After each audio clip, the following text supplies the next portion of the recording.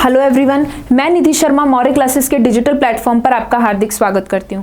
आज जो हम टॉपिक पढ़ने जा रहे हैं उसका नाम है स्टेटमेंट एंड कंक्लूजन, यानी कथन एवं निष्कर्ष, जिसे हम एक और नाम से जानते हैं सिलॉजिज्म भी बोलते हैं इंग्लिश में, या हिंदी में इन्हें न्याय वाक्य भी कहते हैं।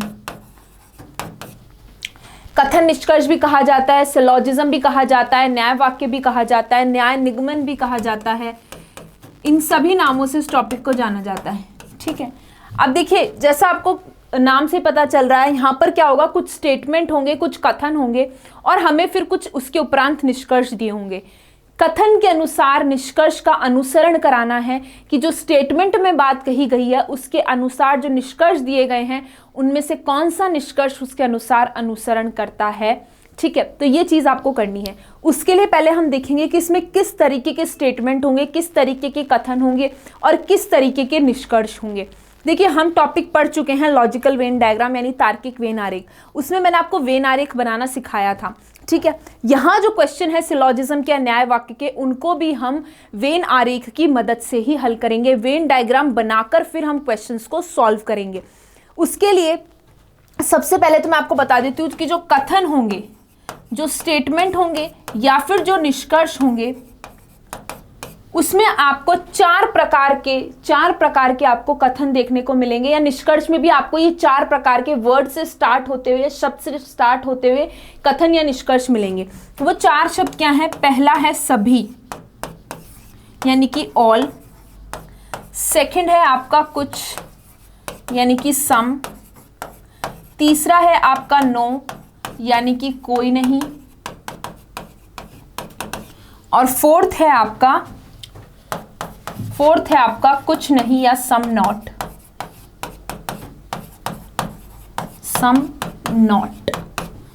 ये चार वर्ड्स हैं या चार की वर्ड्स कह लो आप, जिनसे आपको स्टार्ट होता हुआ आपका कथन मिलेगा, या निष्कर्ष में भी आपको ये चार ही की वर्ड्स मिलेंगे।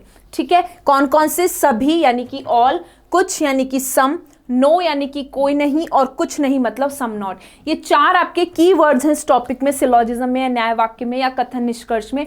इन्हीं चार शब्दों से आपके कथन बनेंगे और इन्हीं चार से आपके निष्कर्ष बनेंगे। ठीक है, अब बात आती है जब कथन और निष्कर्ष की, तो देखिए आपको जो चार कीवर्ड्स दिख रहे हैं, तो इसके अंदर दो आपको पॉजिटिव दिख रहे हैं, मतलब पॉजिटिव, ये आपको पॉजिटिव दिख रहे हैं दोनों, मतलब इसमें नकारात्मकता नहीं है, सकारात्मक है। और ये दो आपको नेगेटिव दिख रहे हैं, नो और कुछ नहीं। तो निष्कर्ष के अंदर हो सकता है आपको पॉजिटिव कंक्लूजन मिले या नेगेटिव कंक्लूजन मिले। पॉजिटिव होगा तो सम या कुछ होगा, नेगेटिव होगा तो नो या कोई कुछ नहीं होगा। तो दो नेगेटिव हैं इसके अंदर, दो नकारात्मक हैं और दो सकारात्मक हैं, यानी कि दो पॉजिटिव की बात कर रहे हैं। ठीक है, तो अब जैसा मैंने आपको कहा, क्वेश्चंस को हम सॉल्व जो करेंगे वो करेंगे उसका वेन डायग्राम या वेन आरेख बनाकर। जैसा कथन में कहा गया है उसके अकॉर्डिंग पहले हम उसका वेन आरेख बनाएंगे। उसके बाद हम देखेंगे कि निष्कर्ष उस आरेख के अनुसार कौन सा अनुसरण कर रहा है और कौन सा नहीं कर रहा। ठीक है, तो सबसे पहले तो हमें वेन आरेख बनाना आना चाहिए। इनके सबके कॉन्सेप्ट्स को समझना पड़ेगा कि कैसे वेन डायग्राम बनाना है, उसमें क्या निष्कर्ष ट्रू होगा और कौन सा निष्कर्ष फॉल्स होगा, या कौन सा निष्कर्ष सही है और कौन सा गलत है। तो स्टार्ट करेंगे। फर्स्ट नंबर पे हम बात करेंगे ऑल वाले की, सभी की। देखिए, फर्स्ट आता है आपका सभी या ऑल। ठीक है, सभी का संबंध दर्शाते हैं हम वेन आरेख कैसे बनाते हैं? इस तरीके से। जैसे फॉर एग्जाम्पल मैंने कहा सभी पेन पेपर हैं। एग्जाम क्वेश्चन में आपको या एग्जाम में जो भी कह लीजिए, आपको इस तरीके के कथन मिलेंगे, सभी पेन पेपर है। मैंने क्या कहा था, आपके चार ही कीवर्ड्स होंगे, सभी, कुछ, कोई नहीं और कुछ नहीं। इन्हीं से आपको कथन मिलेगा और इन्हीं से आपके निष्कर्ष होंगे। सभी पेन पेपर हैं, तो सभी का संबंध हम इस तरीके से दर्शाते हैं। कैसे? सभी पेन पेपर हैं तो पेन अंदर आएगा और पेपर बाहर आएगा। ये क्या बनाया मैंने? इसका वेन आरेख बनाया या वेन डायग्राम बनाया। कथन में कहा गया था सभी पेन पेपर हैं, तो उस रिलेशन को शो करने के लिए, उस संबंध को दर्शाने के लिए मैंने इस तरीके से वेन आरेख बनाया। All ARB, all pens are paper. ठीक है, तो जब ऑल का संबंध इस तरीके से हम दर्शा रहे हैं तो इसमें क्या ट्रू होता है? अगर मैं इसमें निष्कर्ष कहूं, ये आपका कथन है, ये आपका स्टेटमेंट है, और निष्कर्ष आपको दे रखा है, पहला निष्कर्ष आपको दे रखा है सभी पेपर पेन हैं। और दूसरा निष्कर्ष आपको दे रखा है कुछ पेपर पेन हैं। सभी पेपर पेन हैं और दूसरा कह रहा है कुछ पेपर पेन है। अब देखिए, जब भी आप इस तरीके से आपने वेन डायग्राम बनाया, सभी का संबंध दर्शाया, तो जब अंदर से बाहर की तरफ जाते हैं, यानी अगर हम बात करें ए अंदर है बी बाहर है, तो ऑल ए आर बी है, ऑल ए आर बी है या सभी ए बी हैं। ए जो है वो बी के अंदर है तो सारे ए बी हैं, पर सारे बी जो है वो ए नहीं हो सकते। देखिए बी बाहर है, बी की बाउंड्री बाहर है, बी के अंदर ए है, तो सारे ए तो बी है पर सारे बी ए नहीं हो सकते। तो जब आप इस तरीके से बाहर से अंदर की तरफ आएंगे तो सभी कभी भी ट्रू नहीं होगा, सभी गलत होगा, कुछ जो होगा वो ट्रू होगा। सभी क्या होगा? सभी गलत होगा, कुछ हमेशा ट्रू होगा। तो अगर यहां बात कर रहे हैं कि सभी पेन पेपर हैं, कथन में आपको ऐसा दे रखा है, निष्कर्ष में कह रहा है सभी पेपर पेन हैं, तो क्या सभी पेपर पेन हो सकते हैं? क्या बाहर से अंदर की तरफ आ रहे हैं? सभी गलत। कुछ पेपर पेन है, हाँ ये हो सकता है, कुछ हमेशा सही होता है, कुछ पेपर पेन हो सकता है, पर सभी पेपर पेन हो ये पॉसिबल नहीं है। अब मैं इसमें कितने बना लूं? जैसे मैंने बोला all A are B, all B are C, ठीक है। तो जब भी आप बाहर से अंदर की तरफ आ रहे हैं तो सभी गलत होता है, कुछ जो होता है वो सही होता है। अंदर से बाहर की तरफ जा रहे हैं तो सभी भी सही होता है और कुछ भी सही होता है। जैसे कि फॉर एग्जांपल इसमें अगर मैं बात करूं, निष्कर्ष आपको दे दे, इसमें आपको निष्कर्ष दे दे सभी सी ए हैं, तो क्या कब सभी सी ए हो सकते हैं? नहीं हो सकते। हम बाहर से अंदर की तरफ आ रहे हैं, ए अंदर है सी बाहर है, तो सारे सी ए हो सकते हैं क्या? नहीं हो सकते। अगर ये कहे कुछ सी ए हैं तो ये हमेशा ट्रू होगा, हाँ कुछ सी ए हो सकते हैं। अगर ये कहे सभी ए सी हैं, अगर ये कहे सारे ए सी हैं, क्या? बिल्कुल सही है, हम अंदर से बाहर की तरफ जा रहे हैं, ए अंदर है, सारे ए सी होंगे, ठीक है। तो ये आपके कॉन्सेप्ट क्लियर होने चाहिए। जब भी ऑल का रिलेशन हम बोलते हैं, ऑल ए आर बी, अगर ये स्टेटमेंट है तो उसमें ऑल बी आर ए, ये कंक्लूजन हमेशा गलत होता है। सभी बी ए नहीं हो सकते, कुछ बी ए हो सकते हैं, ठीक है। सभी बी ए नहीं हो सकते, कुछ बी ए हो सकते हैं। सारे ए अगर बी हैं, ए अंदर है, तो सारे बी ए नहीं हो सकते, ठीक है। अब इसमें चाहे आप 4 बना लीजिए, 5 बना लीजिए, कितने ही बना लीजिए, इसको ऐसे याद कर लीजिए, जब भी आप बाहर से अंदर की तरफ आ रहे हैं, जब भी आप अंदर से बाहर की तरफ जा रहे हैं तो सभी हमेशा ट्रू होगा। लेकिन जब आप बाहर से अंदर की तरफ आ रहे हैं, अंदर से बाहर की तरफ जा रहे हैं तो सभी हमेशा ट्रू होगा, बाहर से अंदर की तरफ आ रहे हैं तो सभी गलत होगा, कुछ सही होगा, ठीक है। तो ये तो बात हुई पहला जो हमारा होता है ऑल का या सभी के बारे में। अब बात करते हैं यहाँ पर कुछ के बारे में। नेक्स्ट है आपका कुछ, यानी कि सम। नेक्स्ट कीवर्ड है कुछ या सम। जब भी हमें कुछ या सम का रिलेशन शो करना हो तो हम इस तरीके से बनाते हैं, this is A and this is B. कुछ ए बी है, सम ए आर बी। जैसे फॉर एग्जाम्पल मैंने कथन में कहा सम पेन आर पेपर्स, या कुछ पेन पेपर हैं, कुछ पेन पेपर हैं,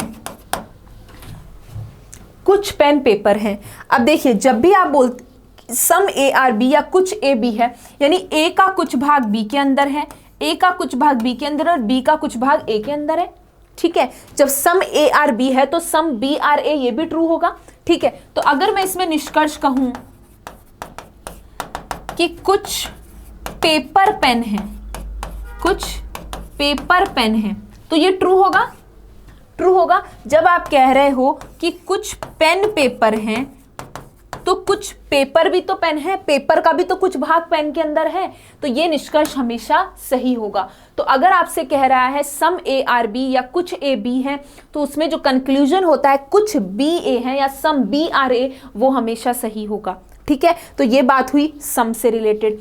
सम मतलब कुछ ही पार्ट है उसका, तो जब ए का है तो उसके अंदर बी का भी है, तो अगर कंक्लूजन में बोले सम बी आर ए तो वो हमेशा ट्रू होगा, ठीक है। ये बात हुई कुछ से रिलेटेड। अब बात करते हैं तीसरा जो हमारा कीवर्ड है, दैट इज नो। अब ये 2 पॉजिटिव वाले हो गए, अब तीसरा नेगेटिव वाला है नो। जैसे कि नो ए इज बी, या कोई नहीं,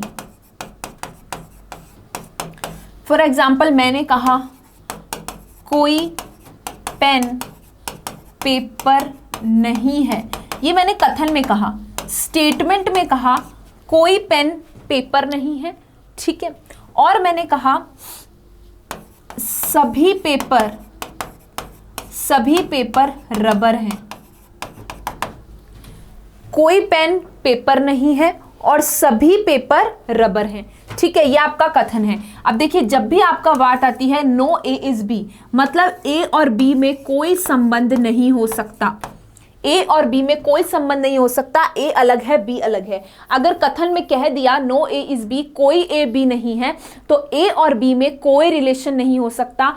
कथन में जो कहा जा रहा है, एक और बात याद रखिएगा, न्याय वाक्य में या कथन और निष्कर्ष में, स्टेटमेंट में जो बात कही जाती है, कथन में जो बात कही जाती है, उसको आप हमेशा 100% ट्रू मान के चलते हो, 100% सत्य मान के चलते हो। आप उसके खिलाफ नहीं जा सकते, कथन के अगेंस्ट में आप नहीं जा सकते। स्टेटमेंट में जो बात कही है उसके अगेंस्ट जाकर आप कभी रिलेशन नहीं बना सकते, ठीक है। क्या मतलब, अगर उसने बोल दिया कि ए और बी में कोई रिलेशन नहीं है, तो वेन डायग्राम बनाते टाइम या वेन आरेख बनाते टाइम या निष्कर्ष निकालते टाइम आप कभी भी ए और बी में रिलेशन, क्योंकि उसने स्टेटमेंट में कह दिया, तो हम स्टेटमेंट के या कथन के विपरीत हम कभी नहीं जा सकते। जब उसने बोल दिया ए और बी में कोई रिलेशन नहीं है, मतलब ए और बी में कोई रिलेशन नहीं है, नहीं बना सकते आप, ठीक है। जैसे फॉर एग्जाम्पल मैं इसमें लगाना चाहूं, स्टेटमेंट कह रहा है ये, और सपोज कीजिए निष्कर्ष आपको दिया हुआ है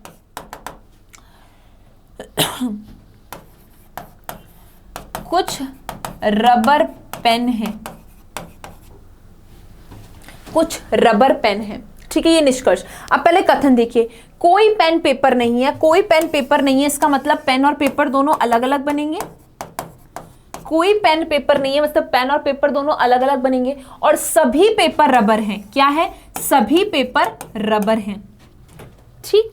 तो अब देखिए निष्कर्ष कह रहा है कुछ रबर पेन है।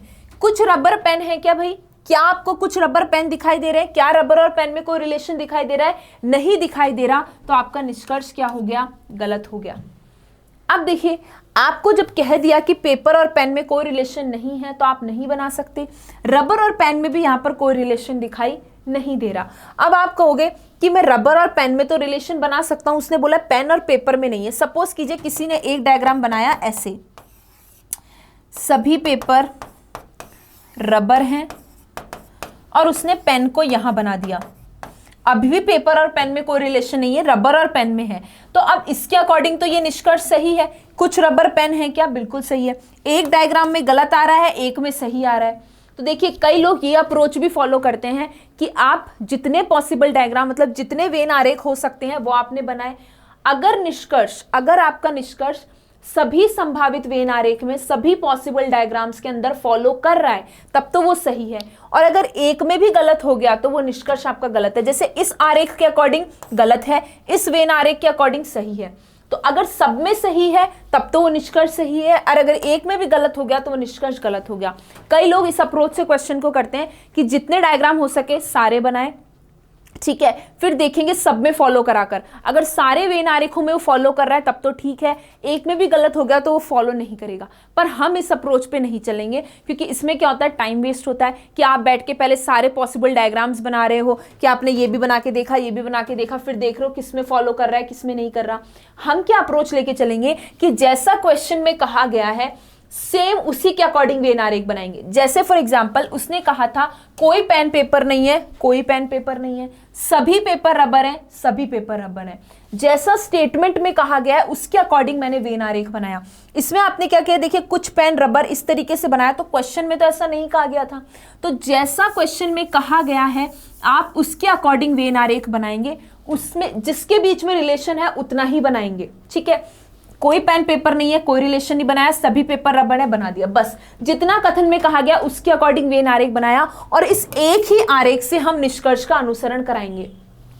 इस एक ही वेन आरेख में देखेंगे कि हमारा निष्कर्ष अनुसरण कर रहा है या नहीं कर रहा, ठीक है। अभी मैं बात कर रही हूं सिर्फ सकारात्मक निष्कर्षों की, यानी जो पॉजिटिव कंक्लूजन है जिसके अंदर कुछ और सभी आ रहे हैं, ठीक है, अभी सिर्फ हम सकारात्मक निष्कर्षों की बात कर रहे हैं। तो सकारात्मक निष्कर्षों के लिए हमें जैसे कथन में कहा गया है उसके अकॉर्डिंग हमने सिंपल वेन आरेख बनाया, कोई दूसरा तीसरा संभावित या पॉसिबल डायग्राम नहीं बनाया। सिंपल उसमें देखेंगे, अगर उसमें फॉलो कर रहा है तो ठीक है, और नहीं कर रहा है तो नहीं फॉलो कर रहा। ठीक है, यहां इस डायग्राम के अकॉर्डिंग मुझे कुछ पेन रबर नहीं दिखाई दे रहे, पेन इधर है रबर इधर है, कोई रिलेशन नहीं है, तो ये निष्कर्ष गलत है। ठीक, तो सकारात्मक निष्कर्षों के लिए ये अप्रोच लेके चलेंगे, हम कोई पॉसिबल डायग्राम नहीं बनाएंगे, सिंपल एक बेसिक वेन आरेख बनाएंगे जैसा क्वेश्चन में कहा गया है। इसको हम बोलते हैं बेसिक डायग्राम। Basic diagram. इनके अलावा अगर हम और पॉसिबल डायग्राम बनाते हैं तो उनको बोलते हैं पॉसिबल डायग्राम्स। ठीक है, वो हम बनाते हैं जब हमें क्वेश्चन में संभावना वाले क्वेश्चन आ जाते हैं। क्वेश्चन में आ जाता है कि क्या इनके कुछ होने की संभावना है क्या, या सभी पेन के पेपर होने की संभावना है कि संभावना वर्ड जब लिखा आ जाता है तब हम पॉसिबल डायग्राम बना के देखते हैं। पर वो बात की बात है, पहले हम ये सब सीख लें फिर हम पॉसिबल वालों पर भी आएंगे। तो जहां पर भी सकारात्मक निष्कर्षों की बात हो रही है वहां हमें कोई पॉसिबल डायग्राम नहीं बनाना, कोई संभावित वेन आरेख नहीं बनाने, सिंपल एक बेसिक डायग्राम जैसा स्टेटमेंट में कहा गया उसके अकॉर्डिंग कथन के अनुसार, और उसी से हमें निष्कर्षों का अनुसरण कराना है। ठीक है, तो ये बात हुई सबसे पहले जो 3 कीवर्ड्स थे, 4 कीवर्ड्स हैं हमारे, all, some not and no, इन चारों के बारे में, इनका वेन आरेख कैसे बनाना है और इनमें कैसे कौन सा निष्कर्ष अनुसरण करता है। अब चलते हैं क्वेश्चंस की तरफ कि क्वेश्चन में इसको कैसे इंप्लीमेंट करना है। ठीक है, क्लियर है? चलिए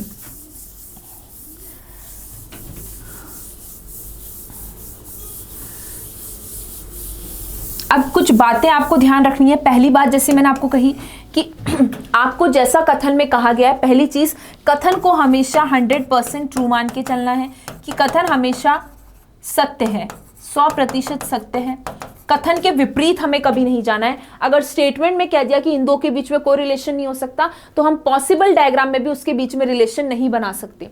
ठीक है, दूसरी चीज आपको क्या बात याद रखनी है, जैसा कथन में कहा गया है उसके अनुसार आपको वेन आरेख बनाना है, स्टेटमेंट के अकॉर्डिंग वेन आरेख बनाना है। अभी के लिए बात कर रही हूं, बेसिक डायग्राम ही बनाना है, सिर्फ एक बेसिक डायग्राम बनाना है, एक ही डायग्राम बनाना है, जैसा जैसा स्टेटमेंट में कहा गया है वैसा वैसा बनाना है। ठीक है, उसके अलावा ये बात हो रही है सकारात्मक निष्कर्षों के लिए भी हम